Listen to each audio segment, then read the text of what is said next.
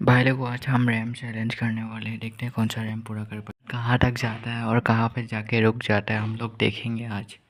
हमारा कार बहुत अच्छे से जा रहा है इधर पे रुक। देखते हैं बिना टायर वाला कार कैसे चलता है और रैम पूरा कर पाता है या नहीं। भी हमारा कार जा रहा है बढ़िया से।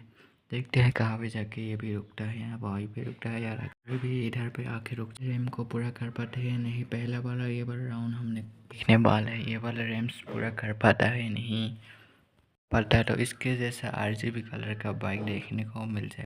चैलेंज पूरा कर लेंगे, हमको आरजीबी बाइक देखने को मिल जाएगा। हम लोग आखिरी चैलेंज के आगे आ चुके हैं। हम ऊपर तक पहुंच पाते हैं या नहीं। रैम पूरा करके आप लोगों को रैम पूरा करके दिखाता हूँ। इसे हम लोग जैसे ही पार करेंगे हम लोग को आरजीबी कलर का बाइक देखने को मिल जाएगा। चुका हूँ, बाइक के पास पहुँच चुका हूँ, मिल चुका है। इधर से हम लोग चलते हैं बाइक लेके। आरजीबी कलर का बाइक